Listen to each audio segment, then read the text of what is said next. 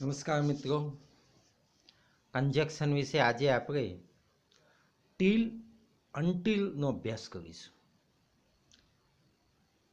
Teal until પણ સમયદર્શક સંયોજક એટલે કે એડવર્બ ક્લોઝ ઓફ ટાઈમમાં પણ લઈ શકાય. જ્યાં સુધી ત્યાં સુધી.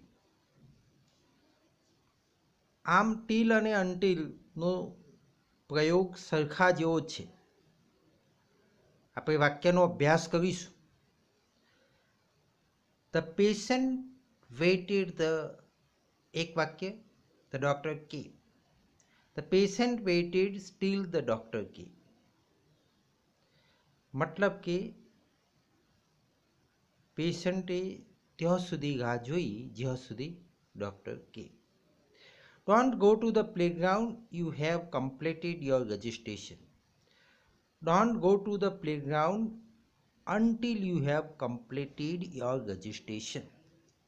કે જ્યાં સુધી રજિસ્ટ્રેશન પૂરું ન થાય ત્યાં સુધી મેદાનમાં જવું નહીં. એટલે પહેલું વાક્ય આપણે જોઈએ તો એમાં હકારનો ભાવ રહેલો છે. બીજું વાક્ય જોઈએ તો જ્યાં સુધી રજિસ્ટ્રેશન થાય નહીં ત્યાં સુધી જવું નહીં, મતલબ ના ના છે, એટલે કે નકારની અંદર પ્રયોગ થયેલો છે. સામાન્ય રીતે અનટિલ નકારમાં વપરાય છે. The teacher did not leave the class until we have finished the paper. જ્યાં સુધી we have finished the paper ત્યાં સુધી ટીચર ક્લાસ છોડ્યો નહીં. એટલે આને કન્ડિશન બેઝ ઉપર પણ કહી શકાય. Please wait here till your turn come. તારો વારો ટર્ન આવે ત્યાં સુધી રાહ જુઓ. Until you tell the truth, you will not be forgiven. જો એમાં પણ નોટ આપેલું છે, જ્યાં સુધી સત્ય નહીં બોલીશ ત્યાં સુધી માફી મળશે નહીં. The farmer did not sell their crop till they got higher price. Sachin Tendulkar stood there until he was asked to leave. જ્યાં સુધી એને જવાનું ન કીધું ત્યાં સુધી એને જગ્યા છોડી નહીં. The shop will remain open until the stock lasted. Stock lasted મતલબ કે જ્યાં સુધી સ્ટોક હશે ત્યાં સુધી દુકાન ખુલ્લી રહેશે. તો આપણે સામાન્ય રીતે ટીલ અને અનટીલનો પ્રયોગ જોયો. જ્યાં સુધી એક બંને વાક્યને જોડવા માટે કે હું ન આવું ત્યાં સુધી તું જતો નહીં, એવી એક ભાવના માટે ટીલ અનટીલનો પ્રયોગ થાય છે. હવે આપણે એ જ રીતે બિફોર અને આફ્ટર વિશે શીખીશું. બિફોર એટલે પહેલાં, આફ્ટર એટલે પછી. બિફોર કોઈ બે ક્રિયાઓમાં પ્રથમ થતી કે થયેલી કે થવાની હોય તે દર્શાવે છે. આફ્ટર કોઈ એક ક્રિયાની પછી બીજી કોઈ ક્રિયાનો નિર્દેશ કરે છે. ટૂંકમાં બિફોર એટલે પહેલાં, આફ્ટર એટલે પછી. મેં હોમવર્ક કરી પછી ટીવી ચાલુ કરી અથવા ટીવી સિરિયલ જોઈ. ટીવી સિરિયલ જોયા પહેલાં મેં હોમવર્ક કરેલ હતું. મતલબ કે બે જ ઘટનાઓ છે, બે જ વાક્યો છે. એ વાક્યનું સ્થાનફેર થવાથી બિફોરની જગ્યાએ આફ્ટર ને આફ્ટરની જગ્યાએ બિફોર મૂકી શકાય.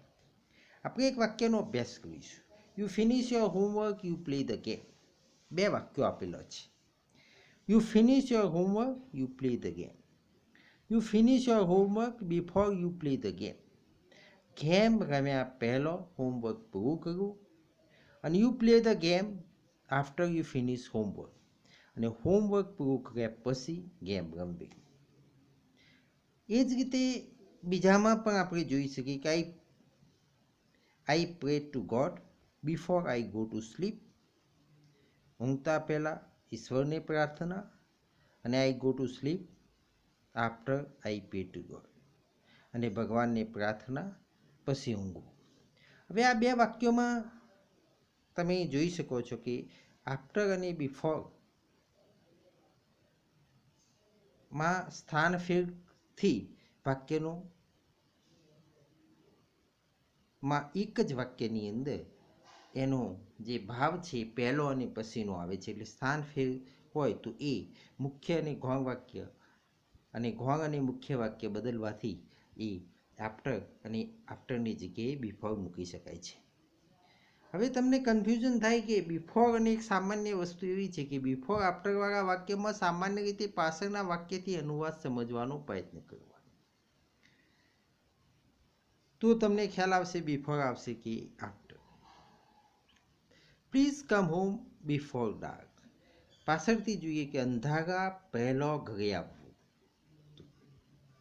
અંધારા પાછળના વાક્યથી આપણે ભાવાનું અર્થ સમજવાનો પ્રયત્ન કરીશું. તો આપણને ખ્યાલ આવશે કે બિફોર મૂકવું, આફ્ટર મૂકવું. Enter the room only after you have remove your shoes. Shoes remove એટલે બૂટ બહાર કાઢ્યા પછી રૂમમાં એન્ટર થાય. Complete your homework before you go to school. સ્કૂલમાં જતા પહેલાં હોમવર્ક પૂરું કરવું. જો આમાં જ આફ્ટરનો ઉપયોગ કરવો હોય તો you go to school after complete the homework, એ રીતનું વાક્ય મૂકી શકાય. આ બધા જ વાક્યમાં જે બિફોર છે તે આફ્ટર મૂકી શકાય છે અને આફ્ટર છે તે બિફોર પર મૂકી શકાય છે.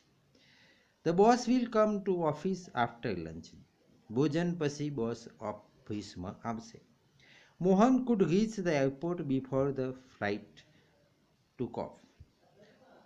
ફ્લાઇટ ઉડે એ પહેલાં મોહન એરપોર્ટ ઉપર આવવાનું થશે. તો Vinay visited his uncle home after he fell ill. બીમાર પડ્યા પછી એટલે એના અંકલ બીમાર પડ્યા પછી એના અંકલના ઘરે મુલાકાત લીધી. તો આપણે સામાન્ય રીતે જોયું કે આફ્ટર અને બિફોર. બિફોર એટલે પહેલો, આફ્ટર એટલે પછી. એક જ પ્રકારના વાક્યમાં બે વાક્યને જોડવાનું હોય તો તે આફ્ટર પણ આવી શકે ને બિફોર પણ આવી શકે છે, અને બે વાક્યના સ્થાન ફેર બદલવાનું થાય છે. તમને જ્યારે કન્ફ્યુઝન ઊભું થાય કે આમાં આફ્ટર મૂકવું ખાલી જગ્યામાં કે બિફોર મૂકવું, તો હંમેશા પાછળના વાક્યથી અનુવાદ કરીને વાક્યને સેટ કરશો તો તમને ખ્યાલ આવી જશે કે અહીંયા આફ્ટર આવે યા બિફોર આવે. Thank you.